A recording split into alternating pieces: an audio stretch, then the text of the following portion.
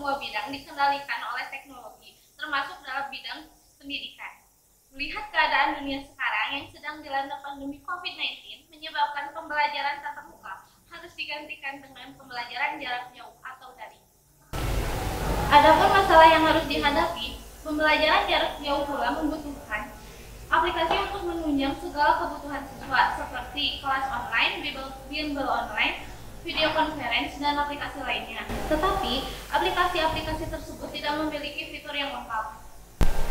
Pendidikan adalah usaha sadar dan sistematis yang dilakukan orang-orang yang diserahi tanggung jawab untuk mempengaruhi peserta didik agar mempunyai sifat dan tabiat sesuai dengan cita-cita pendidikan, menurut Ahmad Munib tahun 2004. Di era kemajuan ilmu pengetahuan dan teknologi, perlu dikembangkan menjadi model pembelajaran agar lebih kreatif dan inovatif.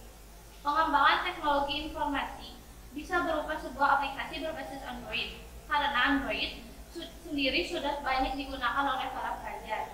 Sehingga aplikasi berbasis Android bisa membantu pengajar dalam menyampaikan materi pembelajaran kepada para pelajar.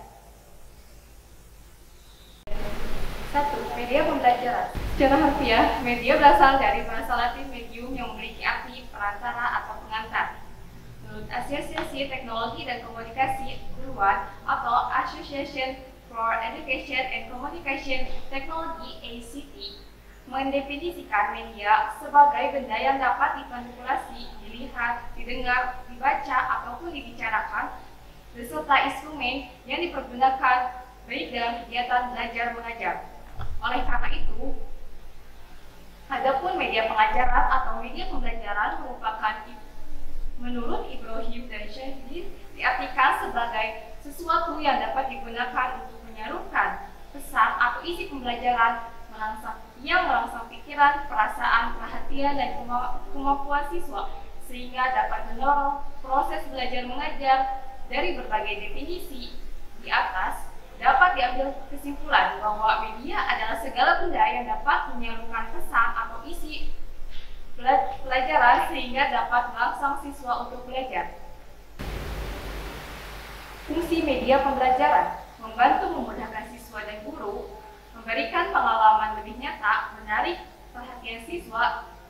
Semua indera siswa dapat diaktifkan, lebih menarik perhatian dan minat murid dalam belajar.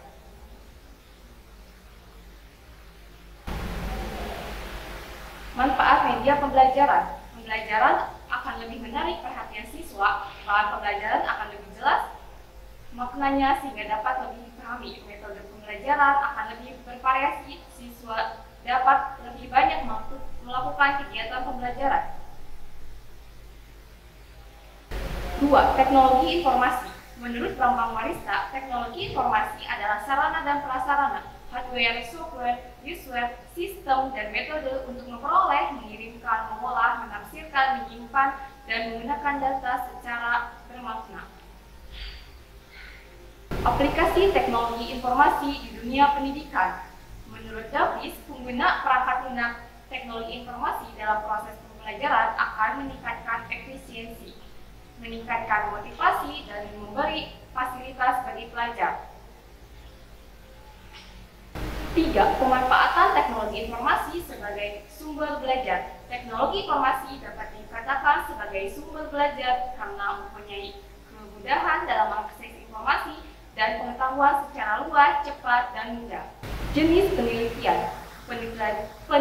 Penelitian ini merupakan jenis penelitian deskriptif kualitatif yang dilakukan melalui pengumpulan data di lapangan melalui sebuah angket yang memuat pertanyaan-pertanyaan dan saran mengenai aplikasi teknologi edukasi media pembelajaran.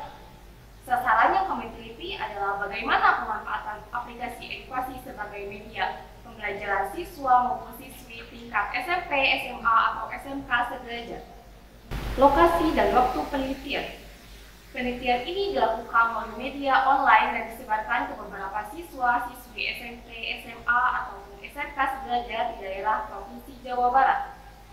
Waktu penelitian kami lakukan selama 3 hari. Hari pertama pada tanggal 30 Oktober tahun 2020, hari kedua pada tanggal 31 Oktober tahun 2020, dan hari ketiga pada tanggal 1 November tahun 2020.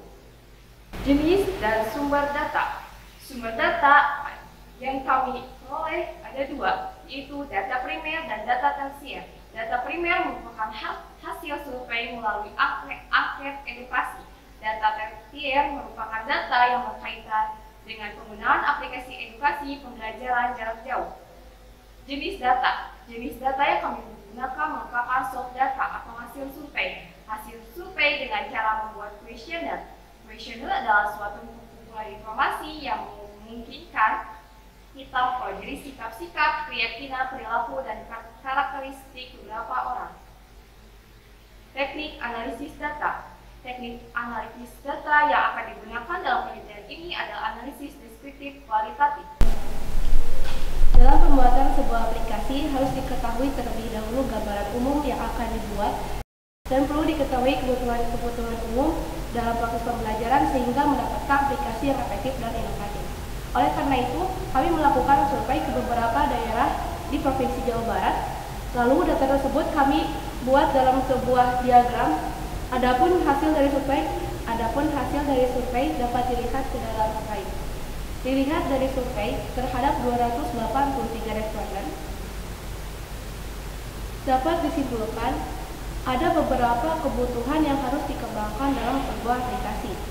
Dibutuhkannya aplikasi yang dapat memudahkan pengajar dalam menyampaikan sebuah materi terhadap pelajar. Dibutuhkannya sebuah aplikasi yang bisa membantu para pelajar dalam menerima materi pembelajaran. Dibutuhkannya aplikasi yang berukuran kecil sehingga tidak membuat penyimpanan penuh. Dibutuhkannya sebuah aplikasi yang tidak boros kuota sehingga pemakai dapat mengefektifkan pemakaian kuota. Dibutuhkan sebuah aplikasi yang dapat mengatur jadwal belajar sehingga para pelajar bisa belajar walau berada di tengah kesibukannya. Dibutuhkannya aplikasi yang bisa dijadikan sebagai pengingat atau alarm saat waktu belajar berlangsung. Solusi yang kami tawarkan adalah aplikasi Education, Online Offline Education, sebagai teknologi informasi berbasis Android yang dapat diharapkan menyelesaikan permasalahan dan menutupi kebutuhan-kebutuhan lembaga pendidikan. Aplikasi Education berasal dari 3 kata. Yang pertama adalah kata online yang berasal dari bahasa Inggris yang artinya terhubung.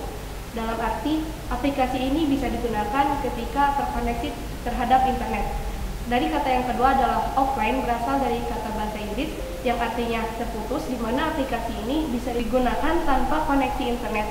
Dan kata yang ketiga adalah education, di mana aplikasi ini memiliki fitur ilmu yang bisa menambah ilmu pengetahuan dan wawasan bagi pengguna.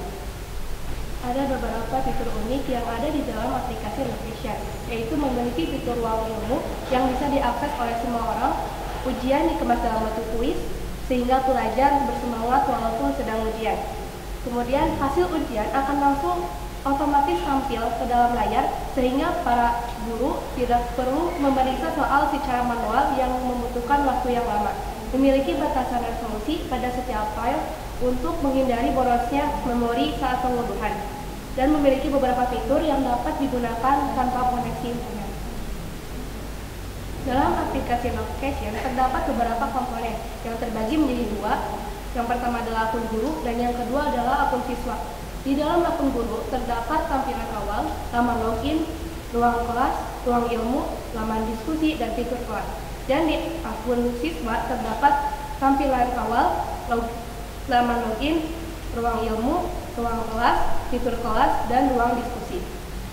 Dapat disimpulkan, aplikasi Education sangat berpotensi untuk digunakan sebagai media pembelajaran karena aplikasi ini ringan, menarik, dan direspon positif oleh para pelajar di Provinsi Jawa Barat. Pengguna dapat dihibur, mendapatkan ilmu, wawasan, ubah hiburan menjadi pengetahuan, wawasan di aplikasi Education. Sekian presentasi dari tim kami. Wassalamualaikum warahmatullahi wabarakatuh.